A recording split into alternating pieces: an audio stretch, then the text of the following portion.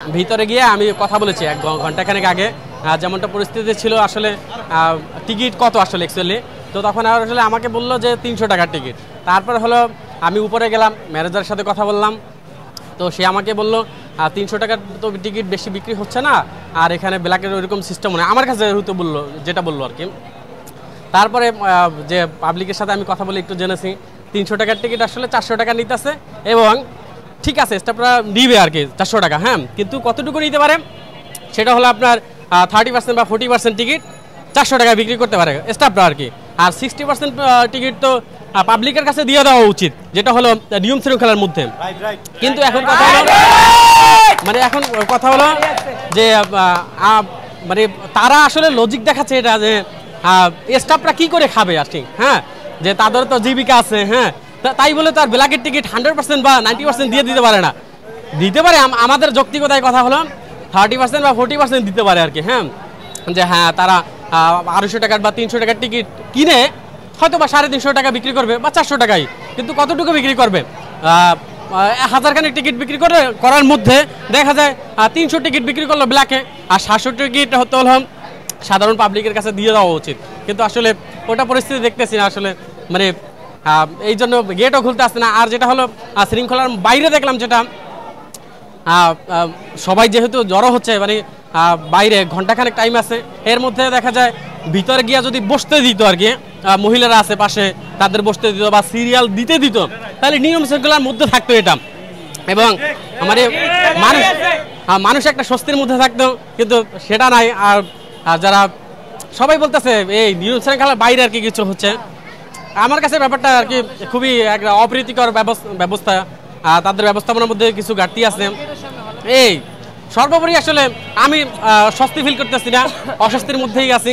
আমি যদি আমার কাছে টাকা না থাকতো, বা ঠিক আছে আমি সাধারণ পাবলিক, তা 300 টাকার টিকে আমি 400 টাকা নিতে পারি, কিন্তু সবাই তো আর নিতে পারবে না, এটা হচ্ছে কথা। এই তাদের নিয়ম শৃঙ্খলা কিছুটা আইনের আওতায় যদি আনা হয় তাহলে একটু ভালো হয়, এই দৃষ্টিতে আসলে আমার কথা এটা।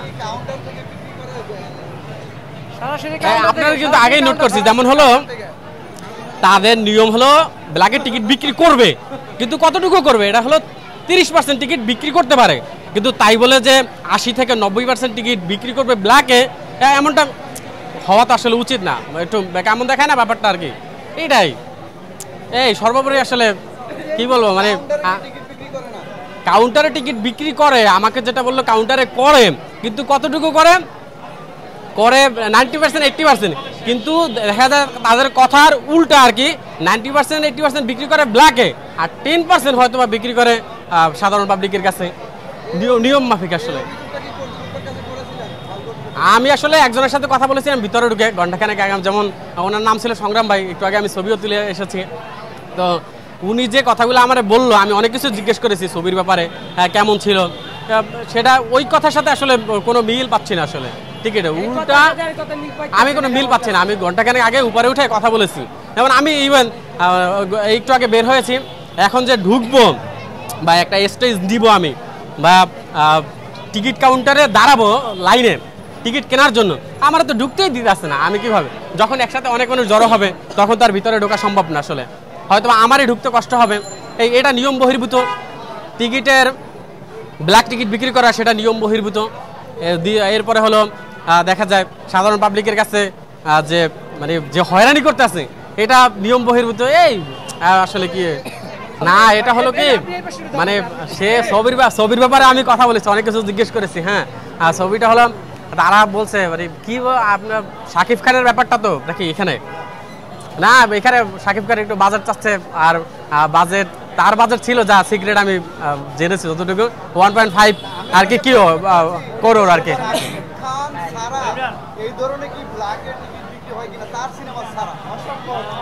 এটা না ওইরকম তো, কারণ সাধারণ জনগণ তো অতটা কিউরিওসিটি নিয়ে বা ইন্টারেস্ট নিয়ে দেখে না আসলে, মনে হয়, হ্যাঁ, মানে আমার অভিমত যেটা, ইন মাই ওপিনিয়ন, ওইভাবে আসলে কি মানে স্বাভাবিকভাবে ন্যাচারালি যা কিনে বা সবাই দেখে, এই ওইভাবে দেখেন আসলে